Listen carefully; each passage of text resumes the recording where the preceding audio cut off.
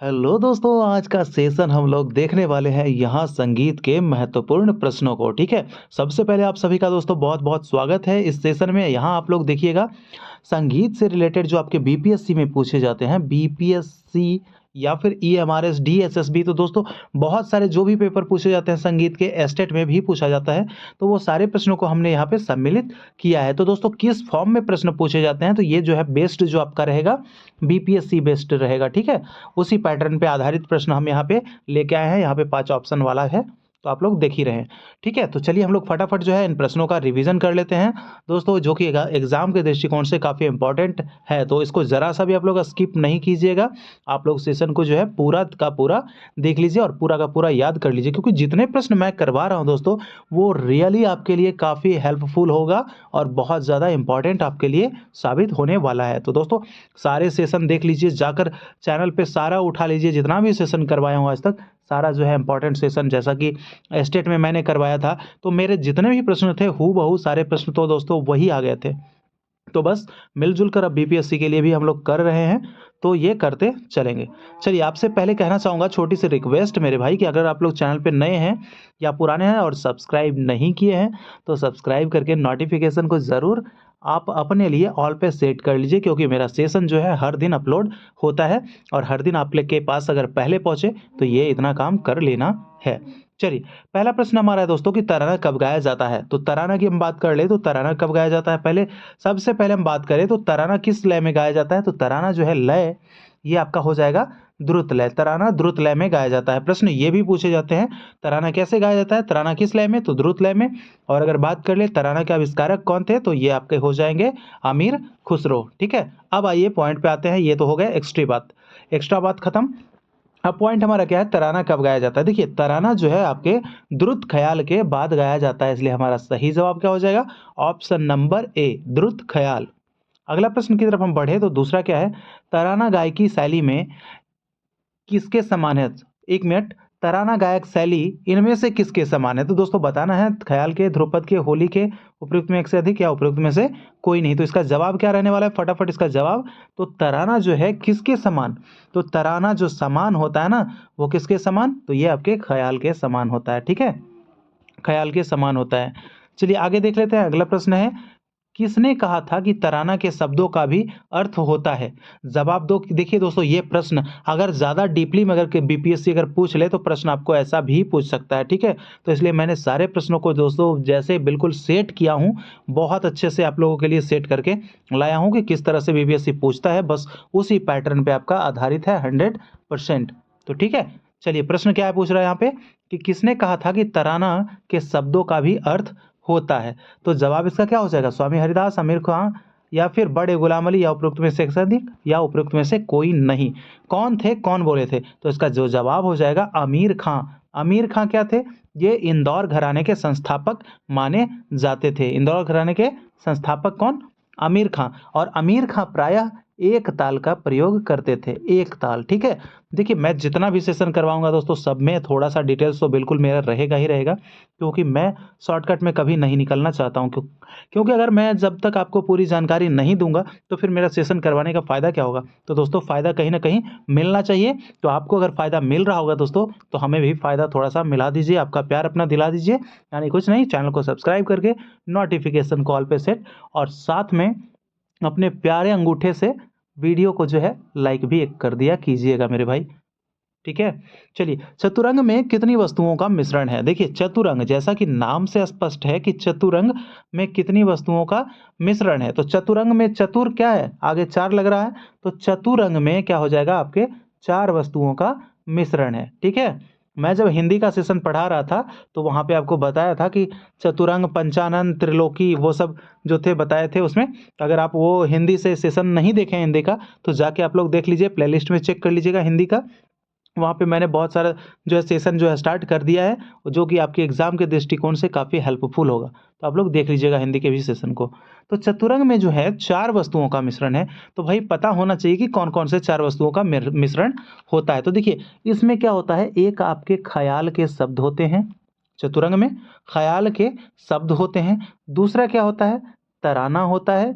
तीसरा क्या होता है, पखावज तथा तबले के बोल।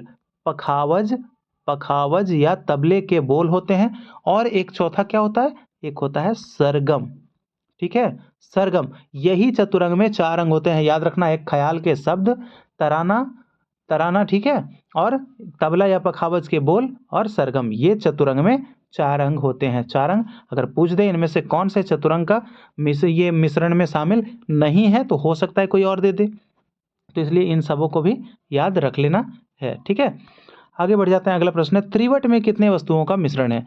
तो त्रिवट, जैसा कि नाम से स्पष्ट है कि त्रिवट, त्रिवट में यहाँ क्या 3 हमको समझ में आ रहा है, तो कितने वस्तुओं का मिश्रण होगा? तो 3 वस्तुओं का मिश्रण होगा, इसीलिए इसका नाम ही रखा गया है त्रिवट में 3 वस्तुओं का मिश्रण। अगर इसमें बात करें तो 3 वस्तुएं कौन कौन हो जाएगी? एक हो जाएगा कविता, दूसरा क्या होगा, तराना, कविता, तराना, और एक हो जाता है आपके तबला या पखावज के, तबला या पखावज के बोल।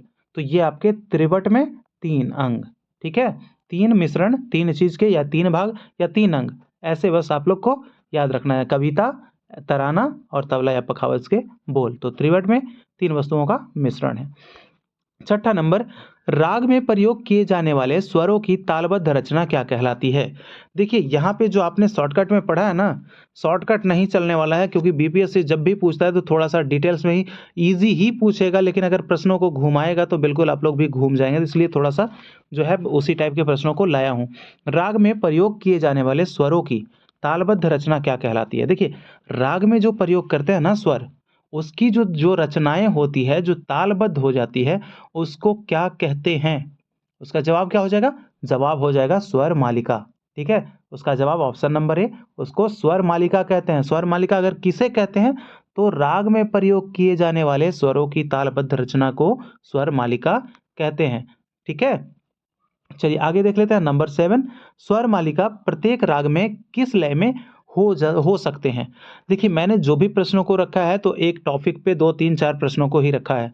2 3 4 प्रश्न, यानी कि जितने प्रश्न बन सकते थे उस टॉपिक से, उतने प्रश्नों को मैंने शामिल यहाँ पे कर लिया है। ठीक है, तो आप देखिए यहाँ पे क्या है, स्वर मालिका प्रत्येक राग में किस लय में हो सकते हैं? हो सकते हैं, यानी कि ऐसा यहाँ पे आप लोग क्लियर हो लीजिए कि स्वर मालिका जो है वो प्रत्येक राग में होता ही होता है। ठीक है, प्रत्येक राग में होता ही होता है, और वो किस लय में हो सकते हैं? जवाब क्या हो जाएगा? ऑप्शन नंबर, इसका जवाब हो जाएगा बी, मध्य लय। ठीक है, ये मध्य लय में हो जाएंगे। अगला प्रश्न हम देख लेते हैं, 8वां नंबर, इनमें से किसका उद्देश्य प्रारंभिक छात्रों को स्वर राग का ज्ञान कराना है? देखिए स्वर राग का ज्ञान करवाना, यहाँ पे ग देख लीजिएगा, स्वर राग का ज्ञान करवाना है। किसका उद्देश्य? क्या राग मालिका का, स्वर मालिका, या फिर ताल त्रिवट, उपयुक्त में एक से अधिक, या उपयुक्त में से कोई नहीं? देखिए वैसे आपको बता दूं कि ताल त्रिवट कुछ होता नहीं है। ठीक है, चलिए आगे देख लीजिए। यहाँ पे तो ये आपके हो गए, यहाँ पे 2 ऑप्शन आपने एक ऑप्शन हटा लिया, तो अब राग मालिका या स्वर मालिका, तो ये क्या हो जाएंगे? किसका उद्देश्य छात्रों को स्वर राग, तो भैया राग करना है ना, तो राग वाले में क्या करना है, किसको?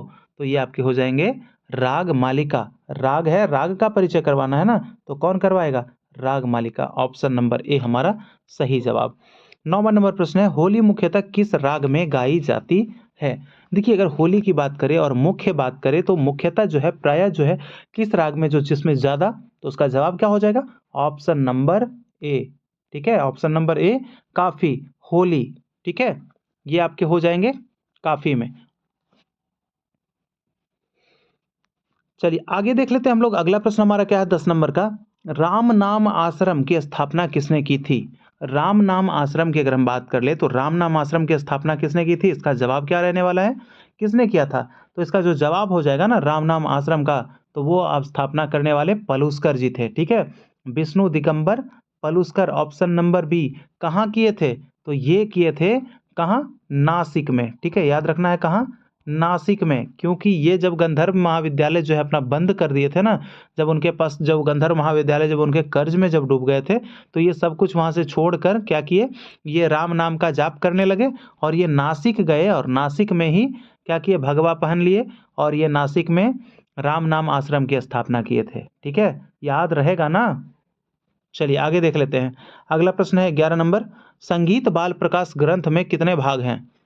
संगीत बाल प्रकाश की अगर हम बात कर ले तो इसमें जो है यह पुस्तक किन के द्वारा लिखा गया। देखिए मैंने जिससे उठाया है उससे थोड़ा सा कुछ प्रश्नों को उठा लिया है, क्योंकि देखिए यहाँ पे जो है पलुस्कर जी का ही प्रश्न है और ये पलुस्कर जी का ही ग्रंथ है। संगीत बाल प्रकाश जो है किसका ग्रंथ है?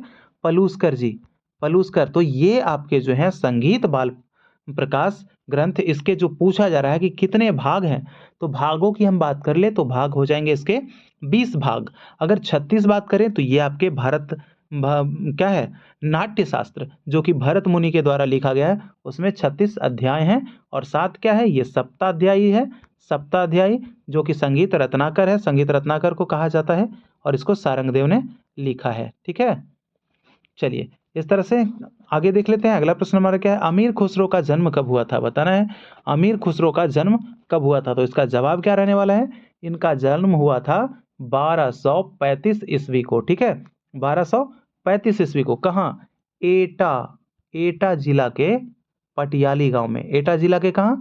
पटियाली, याद रखिएगा, पटियाला नहीं भाई, ये पटियाली उत्तर प्रदेश में पड़ता है, पटियाली। एटा जिला के पटियाली गांव में हुआ था 1235 ईस्वी में अमीर खुसरो का जन्म। और अमीर खुसरो जो थे वो किसके? अलाउद्दीन खिलजी के दरबारी कवि थे। और अमीर खुसरो ने स्वयं को भारत का तोता कहा था और इसको तोताए हिंद भी कहा जाता है। आगे देखिए, अमीर खुसरो के पिता कौन थे। देखिए पिता की अगर बात हो तो यहाँ पे देखिए अगर बात कर ले पिता की तो कौन हो जाएंगे, क्या निजामुद्दीन, मोहम्मद सैफुद्दीन, अलाउद्दीन, उपयुक्त में से एक से अधिक या उपयुक्त में से कोई नहीं। देखिए यहाँ पे जब हम ऑप्शन पढ़ते हैं तो कुछ ना कुछ कारण होता है, क्योंकि देखिए यहाँ पे मैं बताना चाह रहा हूँ कि इसका जो जवाब होगा मोहम्मद सैफुद्दीन। अमीर खुसरो के पिता मोहम्मद सैफुद्दीन थे और ये निजामुद्दीन औलिया उनके गुरु माने जाते हैं। कौन? निजामुद्दीन औलिया अमीर खुसरो के गुरु माने जाते हैं। और ये अलाउद्दीन खिलजी जो हैं ये उनके मतलब उनके दरबार में अमीर खुसरो रहा करते थे। अलाउद्दीन खिलजी के दरबार में कौन? अमीर खुसरो रहा करते थे और ये उनके दरबारी संगीतज्ञ भी थे। चलिए आगे देख लेते हैं अगला प्रश्न, प्रत्येक कला के मुख्य कितने रूप होते हैं। तो अगर कलाओं की हम बात कर ले तो प्रत्येक कला के मुख्य रूप से 2 रूप होते हैं। कौन कौन सा? एक आपका होता है क्रिया, ठीक है, एक आपका क्रिया और दूसरा क्या होता है? शास्त्र। अगर हम कोई भी कला करते हैं तो उसमें क्या करते हैं, जैसे मिट्टी कुछ भी, अगर हम मूर्ति कला कर रहे हैं, हम कुछ सीख रहे हैं तो क्या कर रहे हैं, हम एक तरफ से जो क्रिया कर रहे हैं उसको तो कर ही रहे हैं, लेकिन एक उसको क्या कर रहे हैं, उसको नोट कर रहे हैं अपने ग्रंथ में, शास्त्र में।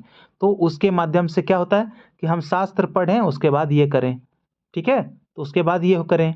तो इसलिए जो है प्रत्येक क्रिया के मुख्य रूप 2 होते हैं, एक होता है क्रिया जो करना होता है और एक लिखित जिसको कि नोट करना होता है। ठीक है, चलिए आगे देख लेते हैं, लाइट म्यूजिक के नाम से किसे जाना जाता है। तो लाइट म्यूजिक के नाम से अगर बात कर ले तो लाइट म्यूजिक जो होता है वो किसको कहा जाता है? लाइट म्यूजिक कहते हैं किसे? भाव संगीत को। उसका जवाब ऑप्शन नंबर सी, किसे? भाव संगीत को। लाइट म्यूजिक के नाम से किसे जाना जाता है? तो भाव संगीत को। संगीत 2 प्रकार के होते हैं ना, एक होता है आपका कौन कौन सा, एक भाव संगीत और एक और कौन होता है, अब फटाफट मुझे कमेंट कीजिए, भाव संगीत और देसी संगीत, तो फटाफट मुझे कमेंट करके बताइए। चलिए आगे देख लेते हैं हम, अगला प्रश्न हमारा क्या है, यहाँ पे है कि भाव संगीत को कितने वर्गों में विभाजित किया गया है। तो भाव संगीत के अगर वर्गों की हम बात कर ले तो वर्ग इसके कितने हो जाएंगे, वर्ग इसके 3 हो जाएंगे। भाव संगीत को 3 वर्गों में विभाजित किया गया है। इस वैसे अगर पूछे कि कौन कौन, तो एक होता है आपका चित्रपट, ठीक है, चित्रपट संगीत जो कि आपकी फिल्मों में जो प्रयोग करते हैं। लोक संगीत दूसरा होता है जो ग्रामीणों का जो गीत होता है, लोक संगीत। और एक बात कर ले आपका क्या हो जाता है, भजन। भाई ये भजन जो है ना, भजन भी 2 प्रकार के, ठीक है, भजन भी 2 प्रकार के, भक्ति भजन जो है, तो इसके बारे में हम आगे बता देंगे। लेकिन यहाँ पे आप लोग बस इतना ही जानिए कि ये आपके भाव संगीत जो है इसको 3 भागों में बांटा गया है, चित्रपट और लोक संगीत और भजन संगीत। चलिए आगे देख लेते हैं, 17 नंबर प्रश्न है कि लोक संगीत को कहा जाता है, क्या कहा जाता है। देखिए लोक संगीत जो है हमारा उसको कहा जाता है क्या, जवाब हो जाएगा ग्रामीणों का गीत, ठीक है, ग्रामीणों का गीत, लोक संगीत को ग्रामीणों का गीत कहा जाता है। आगे देख लेते हैं, 18 नंबर प्रश्न है, नियमित और अस्थिर आंदोलन संख्या वाले मधुर ध्वनि को क्या कहते हैं। वैसी ध्वनि जो नियमित हो और मधुर भी हो, यानी कि कर्कश न लगे, तो उस ध्वनि को क्या कहते हैं, तो नियमित हो और अस्थिर हो, आंदोलन संख्या उसकी क्या हो, अस्थिर हो, तो वैसी मधुर ध्वनि को नाद कहा जाता है। ठीक है, नाद कहते हैं। और नाद के कितने गुण होते हैं या लक्षण, तो नाद के 3। ठीक है, नाद के 3 याद है ना, तारता, तीव्रता और जाति अथवा गुण।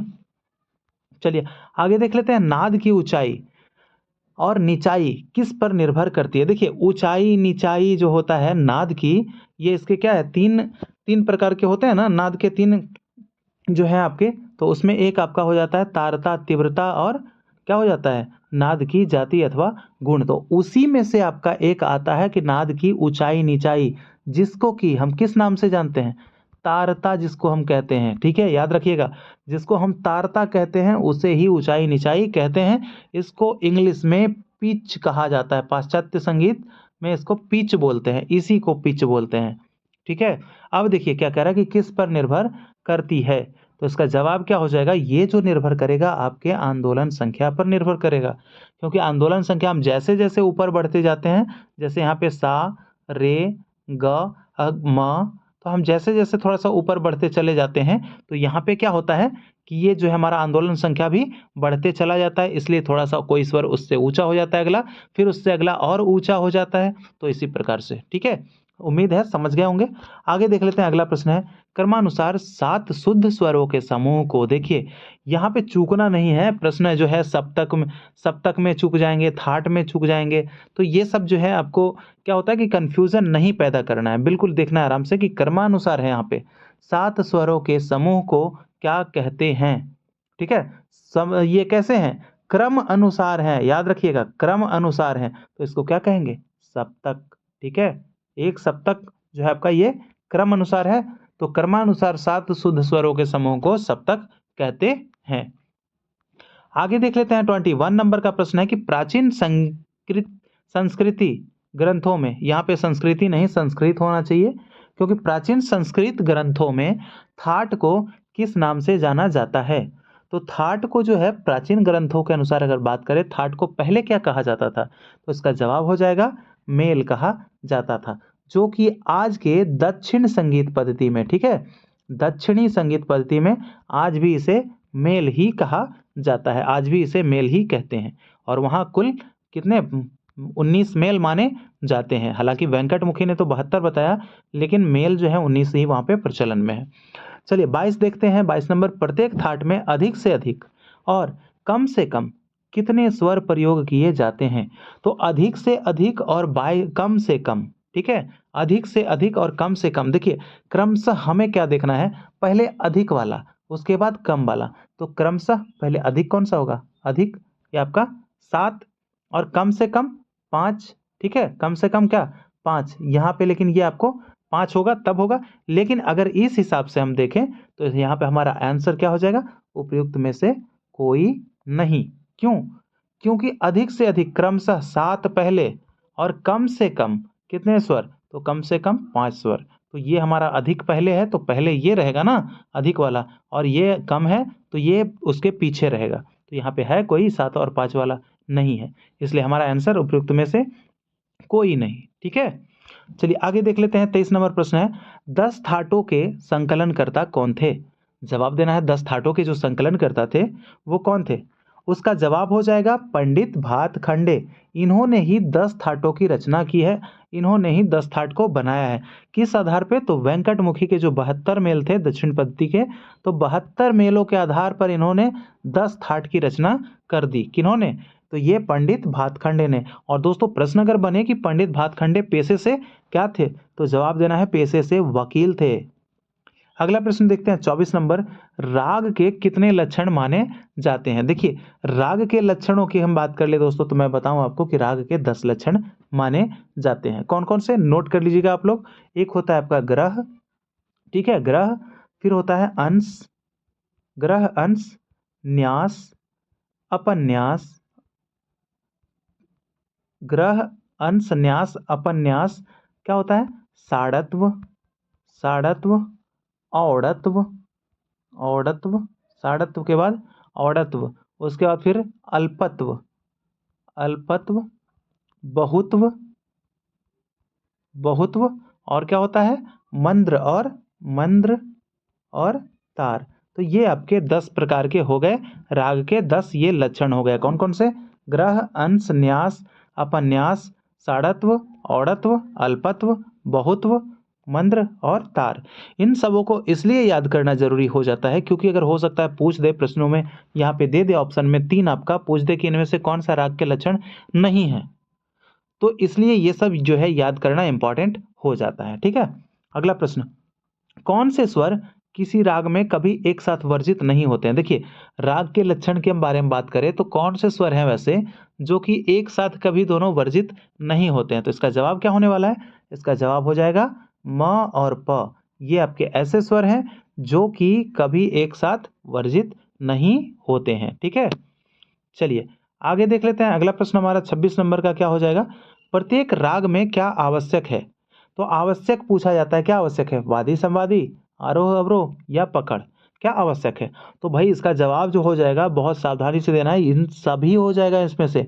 ये सभी की आवश्यकता है, ये सभी की जरूरत है किसी राग में। किसी भी राग में देखिए वादी संवादी होना ही है, आरोह अवरोह तो करते ही हैं, पकड़ भी होता है। अगर यही यहाँ पे अगर थाट रहता तो ये सब जरूरी नहीं थे, लेकिन राग है तो राग में ये सब जरूरी है, इसलिए हमारा आंसर हो जाएगा ऑप्शन नंबर डी, उपयुक्त में से एक से अधिक। चलिए 27 नंबर, प्रत्येक थाट कहा जाता है, खाली स्थान, प्रत्येक थाट को थाट कहा जाता है, यानी कि क्या? जनक थाट, जन्य थाट, शुद्ध थाट या उपयुक्त में से अधिक या उपयुक्त में से कोई नहीं। देखिए यहां जो भराएगा ना दोस्तों, यहाँ पे आएगा आपका जनक।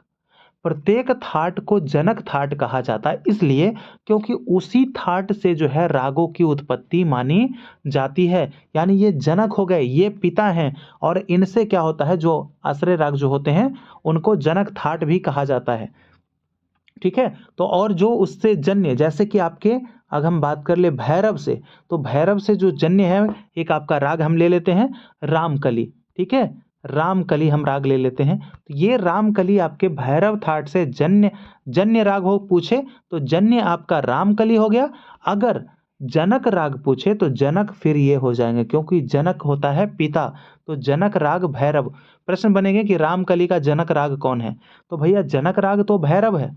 ठीक है, और अगर ऑप्शन में दे दे कि इनमें से कौन भैरव जन्य राग है, तो आपको ध्यान देना है, रामकली है, राम आपका कलिंगड़ा है, तो ये सब चीजें आप ऑप्शन के हिसाब से देख के कर सकते हैं।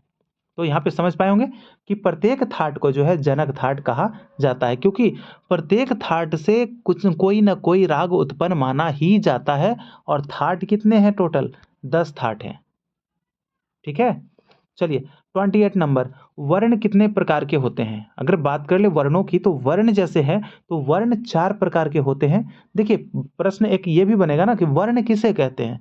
अगर वर्ण किसे कहते हैं अगर प्रश्न बन जाए तो क्या बताना है कि वर्ण यानी गान करने की जो क्रिया होती है, ऐसा कहा गया है संगीत रत्नाकर के अनुसार कि गान करने की क्रिया को क्या कहते हैं? वर्ण कहते हैं। तो वर्ण कितने प्रकार के होते हैं? 4 प्रकार के। कौन कौन सा?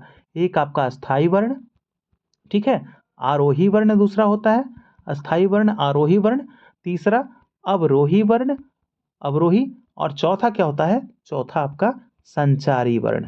ठीक है, संचारी वर्ण। आगे चलिए, अब आगे देख लेते हैं। वो 29 नंबर प्रश्न है, जब कोई स्वर एक से अधिक बार उच्चारित किया जाता है, जब कोई स्वर एक से अधिक बार उच्चारित किया जाता है तब उसे क्या कहते हैं? तब उसे क्या कहते हैं? उसका जवाब क्या हो जाएगा? तो एक बार से ज्यादा, जैसे कि ग उच्चारण कर रहे हैं तो ग ग ग ग ग ग म म प प ध ध नी नी सा सा, तो ये क्या हो जाएंगे? तो ये इस तरह से जो है उच्चारण जो एक से अधिक बार उच्चारित किया जाता है उसको क्या कहते हैं? उसे कहा जाता है अस्थाई वर्ण। ठीक है, अस्थाई वर्ण। और क्या होता है? अस्थाई वर्ण। देखिए अब आरोही क्या है? आरोही तो आप लोग जानते ही हैं कि आपके कहाँ मध्य से तार की तरफ बढ़ता है, और अवरोही आप आरोही और अवरोही भी जानते हैं, तार से मध्य की ओर आता है, मंद्र की ओर पहुंचता है। और आपके जो जो चौथा जो है संचारी, उसमें सबों को मिलाकर गाया जाता है। तो ये आपके हो गए। अगला प्रश्न है, नियमानुसार स्वरों की चलन को क्या कहते हैं? देखिए नियमानुसार, अगर कोई स्वर है जो नियम के अनुसार उसकी जो चलन होती है उसे क्या कहते हैं? जवाब क्या हो जाएगा दोस्तों? सप्तक, थाट, अलंकार या कुछ और? तो इसका जो जवाब रहने वाला है इसको अलंकार कहते हैं। ठीक है, अलंकार। नियमानुसार स्वरों की चलन को अलंकार कहते हैं। ठीक है, चलिए अब आगे देख लेते हैं। यहाँ पे जो दोस्तों प्रश्न है, ये बस आपके लिए प्रश्न है, आप मुझे कमेंट करके बताएंगे, मैं इस प्रश्न के बारे में कुछ नहीं बताने वाला हूँ। ठीक है, आपको ही कमेंट करके बताना है, कितने लोग इसको कमेंट कमेंट करके बता पाते हैं। वेंकटमुखी ने किस ग्रंथ की रचना की है? क्या अष्टाध्यायी, श्री मलयलच संगीतम, चतुर्दंडी प्रकाशिका, उपयुक्त में एक से अधिक, उपयुक्त में से कोई नहीं। ठीक है, अगर आप ABCD करके भी प्रश्न का उत्तर दे दोगे तो भी चलेगा। ठीक है, चलिए आगे देख लेते हैं। यहाँ पे आप लोगों के लिए कुछ है।